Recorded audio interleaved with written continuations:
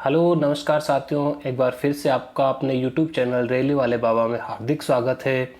तो फ्रेंड्स, आज हम बात करने वाले हैं जो कि HRMS में पास PTO आपका मिलना बंद हो गया है। आपको करना पड़ रहा है बहुत सी समस्याओं का सामना, इस वजह से आपको पास PTO मिलना बंद हो गया है। साथ ही साथ आपके जो HRMS है उसमें दिखा रहा है बार बार HRMS में पास फैमिली पेंडिंग करके, जो एक पॉपअप विंडो आपको खुल रहा है और उस विंडो में आपको बार बार एक मैसेज शो हो रहा होगा कि आपका जो है पास फैमिली डिक्लेरेशन पेंडिंग, वो बहुत दिनों से पेंडिंग है और वो 350 डेज और 365 डेज होता है।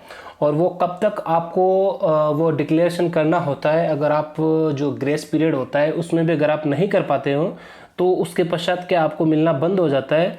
उन सभी समस्याओं का समाधान के लिए फ्रेंड्स आप बने रहिए हमारे साथ वीडियो के अंत तक। पूरी समस्या का सॉल्यूशन किस प्रकार होता है, हर साल क्यों ये डिक्लेयर करना होता है, इसके लिए पास पीटीओ का कौन सा रूल, एक रूल है 1986 का, उसके तहत हमको हर साल क्यों डिक्लेरेशन देना होता है। तो फ्रेंड्स चर्चा करते हैं वीडियो के स्क्रीन पर।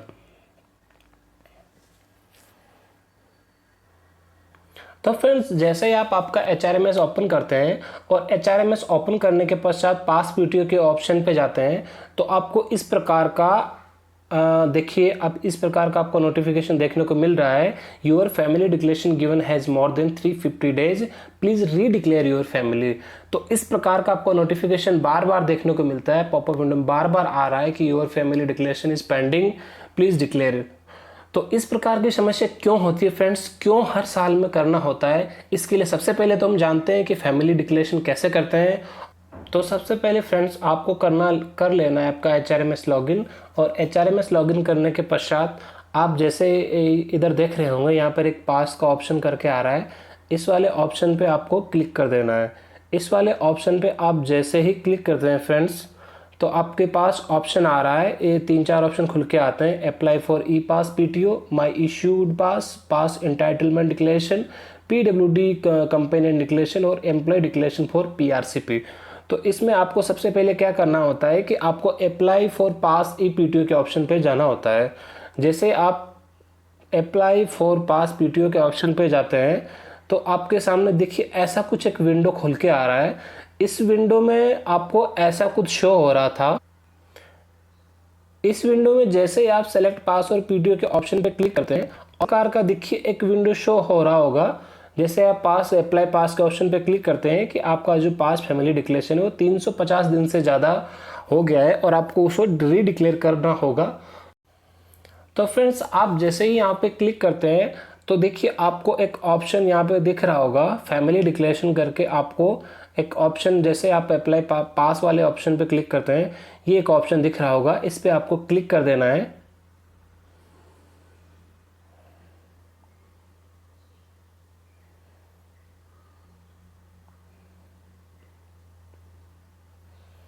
क्लिक करने के पश्चात देखिए आपको यहाँ पे कुछ शो हो रहा होगा, पास फैमिली डिक्लेरेशन। तो आपको मैंने ऑलरेडी भी कर दिया है और इधर देखिए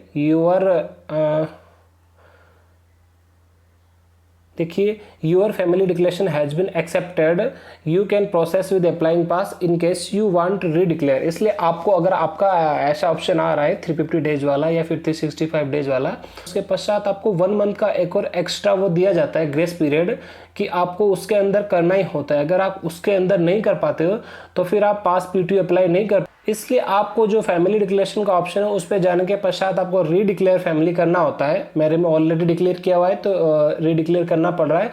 आपके डिक्लेयर फैमिली पास डिक्लेरेशन आएगा। तो इस पर जैसे आप क्लिक करते हैं तो आपको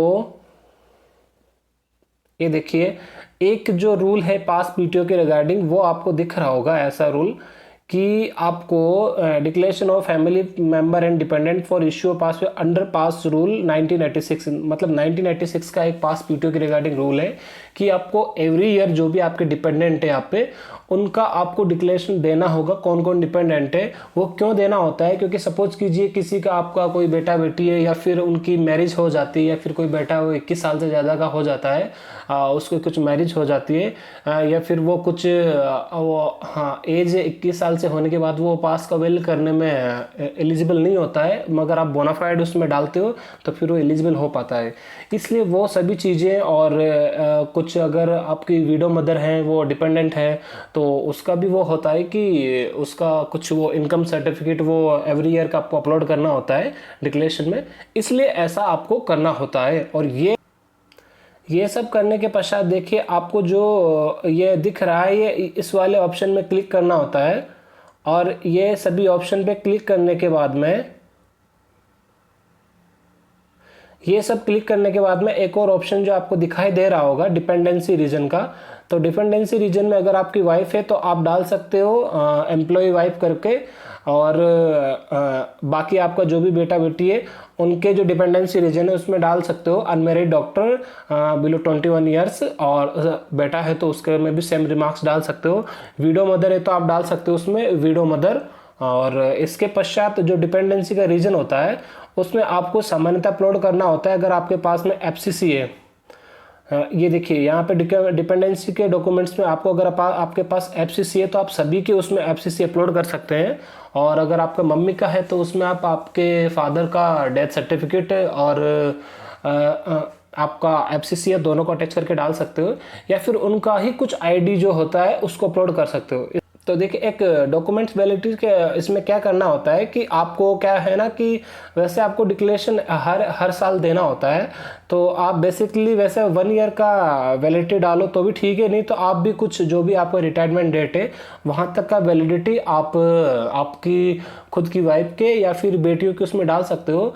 बेटे के केस में आपको क्या करना है कि जैसे जो उसका बेटे के केस में क्या करना है, उसका जो 21 ईयर एज हो रहा है उस हिसाब से आप उसका वो डेटा निकाल के और उस डेट को आप इसमें फिलअप कर सकते हो। ये सभी करने के पश्चात आपको यहाँ पे एक देखिए एक और ऑप्शन जो दिख रहा होगा, I agree with terms and condition करके आपको इस पर क्लिक कर देना है, और इस पर क्लिक करने के पश्चात आपको यहाँ पे एक सबमिट का बटन दिख रहा होगा, इसको सबमिट कर देना है। और ये करने के पश्चात ये चला जाता है आपके जो भी आपका पास क्लर्क डीलिंग क्लर्क होता है उसके पास चला जाता है, और फिर उसको उसमें जाके पास पीटीओ के सेक्शन में जाके फैमिली जो एक्सेप्टेंस होता है वो उसको करना होता है। तो ये आपका इतना सा काम होता है। ये सब करने के पश्चात आप आपके डीलिंग क्लर्क से कॉन्टेक्ट करके उनको इन्फॉर्म कीजिए सर मैंने फैमिली डिक्लेरेशन किया है, उसको आप एक्सेप्ट कीजिए। वो सब जैसे ही आपका होता है तो आप पास पीटीओ को अप्लाई करने के लिए एलिजिबल हो पाते हो। फ्रेंड्स ये सब प्रोसेस करने के पश्चात में अक्सर देखा जाता है कि आप पास पीटीओ अवेल करने के लिए एलिजिबल हो पाते हो, और जैसे आपका डीलिंग क्लर्क इसको एक्सेप्ट करता है आप पास और पीटीओ के लिए अप्लाई कर पाते हो।